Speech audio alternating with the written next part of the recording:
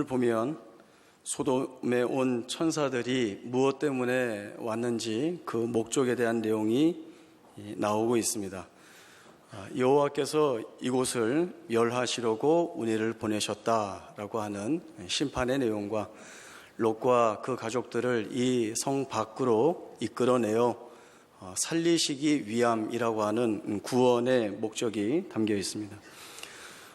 소돔이 심판을 받는 것이 당연할 만큼 그들의 죄악이 극악한 가운데 이르렀다 하는 것은 소돔 사람들이 롯을 막론하고 원근에서 다 모여 롯을 찾아와 오늘 밤에 내게로 온 사람들이 어디 있느냐 이끌어내라 우리가 그들을 상관하리라 했던 그 말을 통하여 충분히 증명이 되었습니다. 이제 소돔에 남은 것은 심판뿐입니다. 죄악을 심판하시는 것은 하나님의 공의적 차원에서 마땅한 일입니다. 그러나 성경 오늘 본문 말씀을 통하여서는 이러한 심판 가운데에서 하나님은 그 택한 백성을 어떻게 지켜가시는가 하는 내용에 초점을 맞추고 말씀을 보도록 하겠습니다. 롯은 소돔의 심판으로부터 구원을 받습니다. 보통 우리가 어떤 징벌이나 심판에 있어서 면제를 받거나 구원을 받는다라고 한다면 당사자에게 어떤 조건이나 이유가 합당하게 있기 때문에 그렇게 면제받고 구원을 받는다 이런 생각을 갖습니다. 이러한 생각을 롯의 형편에 대입해 보면 롯이 심판의 한 가운데 있었던 존재이지만 하나님께서 천사들을 보내시면서까지 그를 구원하신 것을 보면 롯에게 그의 합당한 충분한 조건이나 이유가 있지 않는가 이렇게 생각해 볼 수도 있습니다. 롯이 심판 가운데에서 구원받게 된 것은 자기 자신에게 어떤 충분한 이유나 또 합당한 조건이 있었던 것이 아니라 온전히 하나님께서 그에게 자비를 더하신 이유 때문에 그가 그 심판에서 구원받게 되었다라고 하는 말씀이 분명히 나오고 있습니다. 사실 우리가 판단하는 내용으로 보면 롯은 기준 미달처럼 보입니다. 하나님께서 천사들을 통하여서 소돔성을 심판할 것을 분명하게 말씀해 주시고 또 이 성을 빨리 벗어남으로 인하여서 함께 멸망당하지 말고 너희의 생명을 보존하라는 말씀을 수차례 주십니다. 그러나 롯은 머뭇거리고 지체하고 주저합니다. 마치 자기가 터를 잡고 살고 있었던 그 자리를 미련을 갖고 있는 것처럼 또는 여기를 벗어나 장차 자신이 맞닥뜨려야 할 미래의 불투명한 부분과 불안에 대한 그러한 조바심이 이 롯에게 있었던 것으로 보여집니다. 천사들이 롯과 아내와 그 딸의 손을 붙잡고 강제로 성 밖으로 이끌어내기까지 하는 모습들이 나오고 있습니다.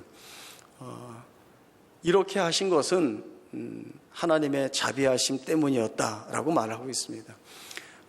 또 롯은 천사들이 뒤를 돌아보지 말고 들에 머물지 말고 산으로 피하여 생명을 보존하라 라고 할 때에 그것이 하나님의 구원하시는 일이요 또 주신 명령이기 때문에 분명한 순종이 있어야 함에도 불구하고 자기가 가지고 있는 생각이나 표현들을 그대로 쏟아내고 있습니다.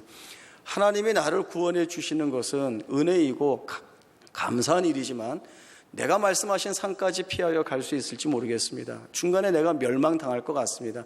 재앙이 나를 뒤덮을 것 같습니다.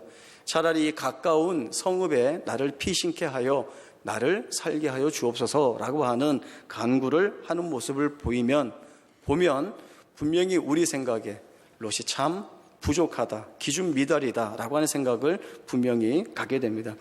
그런데 하나님은 천사들을 통하여서 이렇게까지 하는 롯에게 주시는 말씀이 무엇인가 하면 내가 이 일에도 내 소원을 들었은즉 내가 말하는 그 성읍을 멸하지 아니하리니 그리로 속히 도망하라. 내가 거기 이르기까지 내가 아무 일도 행할 수 없느니라. 이렇게 말씀을 주고 있습니다. 저희가 볼 때는 하나님이 얼마나 큰 은혜를 베풀고 계시는가라고 하는 내용을 분명하게 알 수 있습니다. 우리 마음에도 들지 않는 이 롯을 하나님이 넉넉하게 품어주시고 또 이 롯을 구원하시기 위하여 자신이 행하실 심판을 유보하시기까지 하시는 하나님의 이 마음을 충분히 보게 됩니다. 하나님의 은혜는 이러한 모습으로 우리에게 주어집니다. 하나님의 은혜는 우리가 구원을 받을 만한, 은혜를 입을 만한 자격이 있거나 조건이 충족되어 누리는 것이 아니라 자격이 없음에도 조건이 충족되지 않았음에도 주어지고 있습니다. 그러면 그러한 은혜와 또 복을 받고 있는 우리 스스로가 어떻게 내가 이러한 하나님의 은혜를 입습니까? 이 복이 어떻게 내게 주어졌습니까? 라고 하는 은혜의 질문들을 올려드릴 수 있죠. 로마서 9장을 보면 하나님에 의하여 택함을 받은 자들이 무엇에 근거하여 선택되었는지 밝혀지고 있습니다. 아브라함과 이삭의 예를 들고 있습니다. 아브라함의 예를 보면 아브라함의 혈통이라고 다 그의 후손이 되는 것이 아님을 말씀합니다.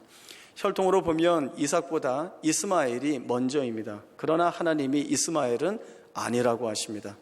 이스마엘보다 뒤에 태어난 이삭을 아브라함의 씨요 언약의 씨라고 분명하게 말씀을 주십니다. 또 이삭에게 가서는 리브가가 에서와 야곱을 잉태하였는데 이 자식들이 아직 태어나지도 않은 때에 또 무슨 선이나 악을 행하지 않았는데 이미 하나님의 택하심을 따라 정해졌다라고 하는 것입니다. 큰 자가 어린 자를 섬기리라. 내가 야곱은 사랑하였고 에서는 미워하였다 분명하게 말씀하십니다. 그러나 우리가 볼 때에 큰 자가 어린 자를 섬기리라 라고 하는 것이나 내가 야곱은 사랑하였고 에서는 미워하였다라고 하는 아직 그들에게 어떠한 이유나 조건이 없는데 운명적으로 결정지어지는 그런 부분들이 받아들이기가 너무나 거북스럽습니다. 우리가 지니고 있는 어떤 순서, 어떤 논리, 어떤 이유가 있어서 때문일 것입니다. 저는 어렸을 때 주일학교에서 이 본문이 나오면 싫었습니다. 왜요? 저는 장남이었거든요. 하나님이 왜 장남을 싫어하시는가? 뭐 잘못했다고? 이런 의문들이 늘 있었습니다. 그러나 성경 말씀이 주시는 것이 무엇입니까? 하나님이 무엇을 말씀하려고 하시는 겁니까? 큰 자가 어린 자를 섬기리라. 내가 야곱은 사랑하고 에서는 미워하였다라고 하는 것이 무엇을 밝히려고 하는가 하면 하나님의 뜻이 행위로 말미암지 않고 오직 부르시는 이로 말미암아 서게 되는 것이라. 이 내용을 우리에게 말씀해 주시기 때문에 이 말씀을 하고 계신 것입니다. 그래서 구원이나 심판에 대한 분명한 이해를 우리가 굉장히 두텁게 가져야 될 부분이 있습니다. 그래서 구원에 관하여서는 거룩한 자들이 구원을 받았다고 한다면 그것은 다른 이유나 조건이 아니라 하나님의 선하신 뜻 외엔 다른 이유가 없다를 분명히 붙잡아야 하고, 불의한 자들이 심판을 받는다면 하나님의 공의에 의한 것이라는 답 외엔 다른 답, 다른 이유가 없다라고 하는 것을 우리가 알아야 합니다. 아담이 하나님께 불순종하여 타락함으로 부패한 본성을 지니게 된 이후에 택하심이라고 하는 이 문제는 언제나 하나님의 사랑, 긍휼하심, 오래 참으심, 하나님의 자비하심에 근거하고 있다는 것을 알아야 합니다. 그래서 칼빈이라고 하는 신학자는 하나님의 선택, 작정, 구원에 관한 내용들을 이야기할 때 이런 부분을 설명을 했습니다. 구원은 전적으로 하나님이 택하신 자들에게 주시는 은혜이다. 조건이나 행위에 의해서 주어지는 것이 아니기 때문에 택함을 받아 구원을 받았다고 한다면 그들에게서 드러나야 할 것은 감사뿐이다. 자랑할 것이 그에게 없기 때문이다. 구원받게 있는 사람들은 늘 이 이야기를 한다. 하나님이 왜 우리를 선택해 주지 않아서 구원을 못 받게 하는가? 하나님이 공평하게 대하시지 않아 이렇게 되었으니 하나님이 불의하신 것 아니냐? 그러나 그러한 불평으로 자신을 묶어두지 말라. 복음이 주어질 때에 복음을 받아들이면 된다. 그러나 끝까지 복음을 거부하고 불평만 하고 있다면 내버려 둬라. 칼빈은 내버려 두라고 이야기합니다. 굉장히 강한 어조로 이 부분에 대한 이야기를 하고 있습니다. 하나님의 선택에 관한 질문에는 항상 이 내용이 깔려 있습니다. 누구나가 멸망당할 자리에 있지 않았다라고 하는 것이 무의식적으로 전제되고 있습니다. 그래서 오해하는 내용이 무엇인가 하면 하나님이 택한 자들을 원래 멸망당하지 않을 자리에 그냥 두셔서 멸망당하지 않게 하시고, 하나님이 택하지 않은 자들은 멸망당할 자리에 있었는데 거기에서 내쫓아서 멸망당하게 만들었다라고 하는 것이죠. 그렇지 않습니다. 모두가 멸망당할 자리에 있었습니다. 그렇기 때문에 성경은 우리에게 주시는 말씀이 심판이나 구원은 늘 하나님의 자비하심과 긍휼하심, 하나님의 사랑하심, 하나님의 공의를 불의하게 할 수 없다라고 하는 이 내용으로 다 초점이 모여지게 되어 있습니다. 호세아에서와 또 이사야서에서 말씀하고 있듯이 하나님께서 내 백성 아닌 자를 내 백성이라, 사랑치 아니한 자를 사랑한 자라 부르시는 하나님이십니다. 또 하나님은 내 백성이 아니라 한 곳에서 하나님의 아들이라 일컬음을 하시는 분이라 우리에게 말씀을 주시고 있습니다. 또 이스라엘의 수가 바다의 모래 같을지라도 하나님이 택하시는 자만이 하나님의 구원의 은혜에 그 안에 거할 것이라는, 남은 자만 구원하실 것이라는 말씀을 주고 있습니다. 이 말씀들을 통하여서 볼 때 하나님이 우리에게 베풀어 주시는 은혜는 얼마나 크고 놀라운 은혜인지 모릅니다. 하나님이 우리를 택하여 주신 것은 그분의 자비하심 때문이요, 긍휼하심 때문이요, 또 사랑하심 때문이요, 오래 참으심 때문입니다. 롯이 심판한 가운데에서 구원받은 존재가 되었습니다. 우리도 마찬가지입니다. 우리도 똑같은 멸망의 자리에 있었지만 하나님께서 우리를 무조건적으로 하나님이 정하신 대로 택하셨기 때문에 우리가 이 구원의 은혜 자리 앞에 서 있습니다. 우리가 늘 묶여있는 것이 어디인가 하면 내가 잘해서 하나님의 마음을 흡족하게 해드리자라고 하는 것이죠. 내가 말씀을 토시 하나 틀리지 않고 잘 지켜내서 하나님께 칭찬을 받자, 그렇게 살아서 그렇게 열심을 내어서 하나님으로부터 칭찬을 받자, 하나님의 나에 대하여서 더 좋은 은혜를 주시도록 하자, 내 열심, 내 의, 이런 것들이 인과율과 보상 문제와 맞물려서 우리 안에 그러한 마음들을 가지고 있을 때가 있습니다. 하나님이 우리를 어떻게 부르신다고요? 내 모양과 상관없이, 내 모습과 상관없이, 내가 지금 드러내 보이고 있는 것과 상관없이 하나님이 나를 부르신다라고 하시는 것입니다. 그렇게 부르신 하나님, 이 하나님은 자기의 아들을 아끼지 아니하시고 우리에게 주신 하나님이시기 때문에 우리가 구할 것을 주시지 않으실 아버지도 아니시고 우리를 위하여 모든 것을 다 행하실 하나님이시다라고 하는 것입니다. 이렇게 분명하고 단호하게 우리에게 말씀을 주시고 있습니다. 그렇다면 우리 스스로가 돌아보는 우리의 삶은 우리 스스로도 마음에 들지 않습니다. 늘 말씀 앞에 순종해 나가는데 부족함이 있고 모자람이 있고 실패가 있고 실수가 있고 못남이 있습니다. 망하는 것이 있습니다. 때로는 하나님과 그 말씀을 등지고 세상이 좋다 하여 마음껏 돌아다닐 때도 얼마나 많이 있는지 모릅니다. 그래서 정신 차리고 보면 늘 우리 마음속엔 죄책감뿐이죠. 죄책감뿐이죠. 그리고 내가 죄를 지었으니 내가 잘 씻어내야 된다라고 하는 생각이 내 마음을 가득 채웁니다. 늘 우리가 하나님 앞에 있으면서도 내 심령의 그 상황이나 상태는 늘 암울하고 늘 힘들고 늘 절망스럽고 늘 한숨만 나오고 불평만 나오고 원망만 나오는 그러한 자리에 있습니다. 구원받은 자의 기쁨이라고는 어디에서도 볼 수 없죠. 그러니까 처음으로 돌아가야 됩니다. 하나님이 나를 어떻게 택하셨는가? 내 모습과 아무 상관없이 부르셨다니까요. 내 모습과 아무 상관없이 죄인으로 친다면 순도 100%, 그 이상을 뛰어넘는 극악한 죄인 중의 괴수, 말로 다 할 수 없는, 용서받을 수 없는, 그러나 하나님이 아무것도 보시지 않고 나를 부르셨습니다. 자신의 자녀로 삼으셨습니다. 그 무엇도 하나님의 사랑에서 끊을 수 없으리라 분명히 말씀하여 주셨습니다. 이제 우리의 삶으로 돌아와서 마음에 안 들죠. 또 내가 살아가고 있는 이 삶의 현실이 막히는 것도 있고, 되지 않는 일들도 있고, 어려운 일들도 있고, 해결되어 갈 것 같지 않은 일들도 있습니다. 그러한 현실적 일들을 볼 때마다 마음 아프고 안타깝고 머뭇거리게 되는, 마치 롯을 보는 것 같은 그 심정들이 우리 가운데 있습니다. 그러나 하나님이 그 무엇으로도 너희를 무너뜨릴 수 없다 말씀을 주시고 있지 않습니까? 환난이나 곤고나 박해나 기근이나 적신이나 위험이나 칼이 너희를 끌어내겠느냐, 너희를 무너뜨리겠느냐, 그럴 수 없다라고 분명히 말씀을 주십니다. 이 하나님의 약속이 우리의 믿음이 동원되어서 지금 내 모습 이대로가 아니라 이를 바꾸어 내실 하나님, 또 이 안에 부요하고 풍성하신 하나님의 은혜를 충분히 담으실 하나님의 일하심, 이것을 바라봐야죠.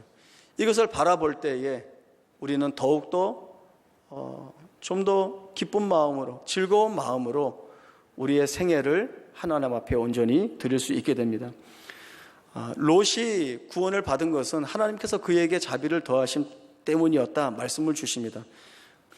롯이 구원을 받은 것은 하나님의 자비하심이고 또 하나님의 아브라함을 생각하셨기 때문입니다. 하나님이 아브라함을 생각하셨다라고 하는 것은 하나님의 아브라함을 잊지 않으셨다, 기억하셨다라고 하는 뜻이 이 안에 있습니다. 하나님이 무엇을 잊지 않으시고 무엇을 기억하셨는가? 하나님이 하나님의 사람으로 하나님 앞에 서 있다. 그리고 이 하나님의 사람을 통하여 하나님이 이루실 약속을 주셨다. 그 약속을 통하여 하나님이 이제 일하신다. 이것입니다. 그게 뭘까요?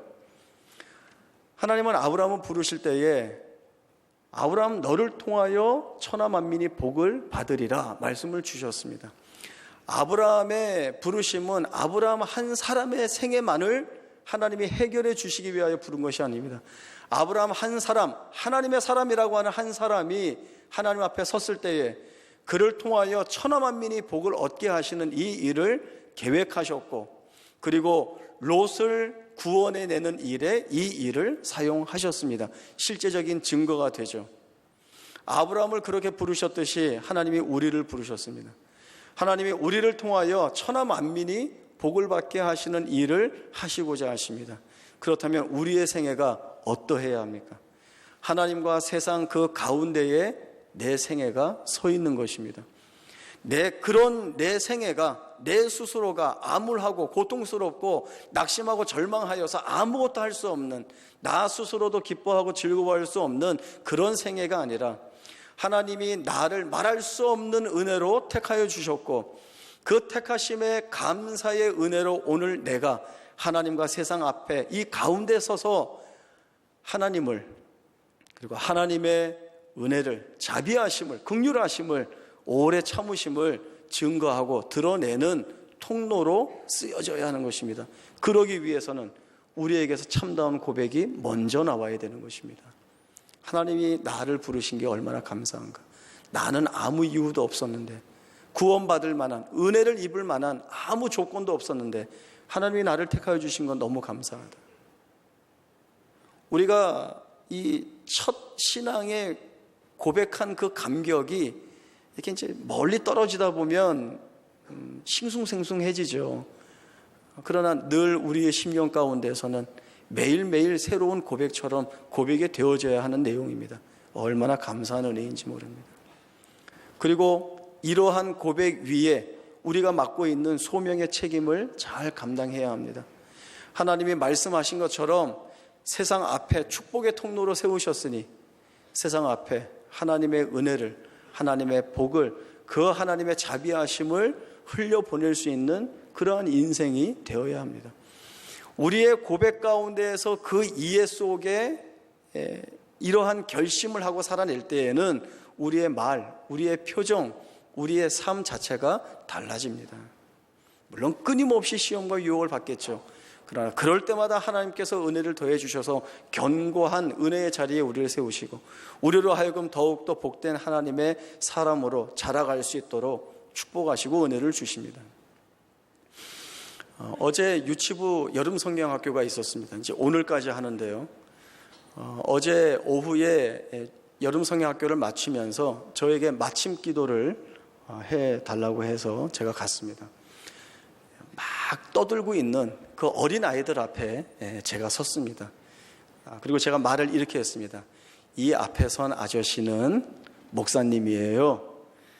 교회에서 만나거나 또 어디에서든지 만나면 반갑게 인사하고 또 하이파이브 했으면 좋겠습니다. 이렇게 얘기를 하고 이제 기도를 하려고 하는데 한 아이가 무심한 듯 일어나더니 앞으로 걸어 나옵니다. 그리고 나와서는 그 다음에 어떻게 됐을까요? 그 다음에 어떻게 됐을까요? 여러분이 상상하시는 데는 모든 아이들이 일어나서 다 앞으로 나와서 저랑 하이파이브 하는 거예요. 저랑 막 인사하는 거예요. 지금 마침 기도하고 끝내야 되는데 계속 나와서 아이들이 끊이지 않고 나와서 한 번 안에 안 들어갑니다. 또 하고 또 하고 계속 이러는 거예요. 그래서 전도사님하고 선생님들이 나와서 기도 끝나고 하자 이렇게 해서 달래서 다 앉혔습니다. 기도하고 축복기도 해주고 뒤에 가서 다시 아이들하고 하이파이브 계속하고 웃으면서 깔깔거리면서 그리고 마쳤습니다. 그리고 이제 제 방으로 돌아오려고 이렇게 복도를 지나오는데 이제 마치고 돌아가는 유치부 여자아이 하나가 뒤에 막 오더니 제 손을 딱 뒤에서 잡는 거예요. 제가 잡자고 안 했습니다. 그 아이가 와서 이렇게 잡는 거예요. 너무 기분이 좋았어요. 그래서 제가 물었죠. 오늘 여름 성경학교 재밌었니? 예. 뭐가 제일 재밌었어? 목사님하고 하이파이브 한 거예요. 이제 여름 성경학교 모든 프로그램은 다 없애도 됩니다. 저만 가서 이러고 있으면 아이들이 충분히 은혜를 받고 재미있다고 할 것 같습니다. 여러분 이 일을 하셔야 됩니다. 내 생애가 어떤 일을 하고 어떤 업적과 위대한 일을 드러내어서 하나님께 영광을 돌리는가 너무 큽니다. 작은 것부터 시작하세요. 작은 게 모아지면 나중에 큰 일이 될 수도 있습니다. 작은 일이란 오늘 하루를 하나님의 구원하심에 감사한 인생이 그 감사한 인생 앞에 맡겨진 소명을 기쁨으로 감당해내는 것입니다. 살아내는 것입니다. 이 고백과 이 이해가 있는 자에게서는 하나님의 은혜에 의한 미소, 말, 행동이 다르게 나옵니다. 다르게 나오죠. 누구의 잘못을 끄집어내어서 교정하여 주는 것으로 확인하려고 하지 말고 누구를 엄벌해서 고치는 것이 아니라 하나님이 우리에게 그렇게 하셨듯이 하나님이 이 극악한 죄인을 끝까지 품으시고 기다리시고 용서하시고 품으신 것처럼 우리에게서 그 하나님의 모습이 드러나야 하는 것입니다. 세상이 우리에게서 그러한 모습을 볼 때에야 하나님을 보게 되는 것입니다. 저 사람 안에 하나님이 있다. 저 사람의 말 한마디에, 저 사람의 행동 하나에 하나님이 있다. 하나님의 은혜가 보인다. 이걸 봐야 하는 것입니다. 우리가 그 책임으로 부름을 받았습니다. 얼마나 귀하고 복된 책임인지 모릅니다. 하나님은 이 소명과 이 책임을 감당하게 하시려고 제일 먼저 1차 본인인 나에게 은혜를 담아주십니다. 내가 할 수 있는 게 아니거든요. 하나님의 하게 하셔야 하는 거거든요. 하나님의 은혜를 담아주시고 내가 그 은혜에 흠뻑 젖어서야 내게서 하나님이 드러나고 하나님의 일하심이 드러나는 것입니다. 우리 모두가 이 복된 책임을 맡고 있습니다. 2부에도 제가 이 설교했더니 나가시는 분마다 악수 안 하고 저한테 하이파이브 하자고 하시는데 죄송한 말씀이지만 오늘 3부에 마치고 제가 밑에서 인사 못합니다. 오늘 유치부 여름 성경학교 마치는데 저 거기 가서 하이파이브 해야 됩니다. 여러분 예배 잘 마치고 안녕히 돌아가십시오. 우리가 맡고 있는 이 은혜의 복된 큰 책임 무엇인지 아시고 감사함으로 살아낼 수 있는 우리 모두가 되기를 바랍니다. 기도하겠습니다. 하나님 아버지 은혜를 감사합니다. 저주와 심판과 멸망과 사망 가운데에서 헤어나올 수 없었던 저희들을 자기 아들을 아끼지 아니하시고 우리에게 주시사 우리를 살리셨습니다. 이 구원의 은혜와 감격이 얼마나 풍성한지요. 또 우리에게 하나님과 세상 가운데 세우시고 우리의 복된 생애를 통하여 하나님을 드러내도록 하나님의 은혜와 그 부요하심과 긍휼하심과 사랑을 드러내도록 하셨습니다. 이 책임을 감사함으로 즐거움으로 감당하는 우리 모두가 되게 하여 주시어서 하나님이 우리를 택하시고 구원하시고 부르신 그 모든 뜻들을 순종하며 충성하며 나아가는 우리 모두의 복된 생애가 되게 하여 주옵소서. 거룩하신 예수님의 이름으로 기도하옵나이다. 아멘.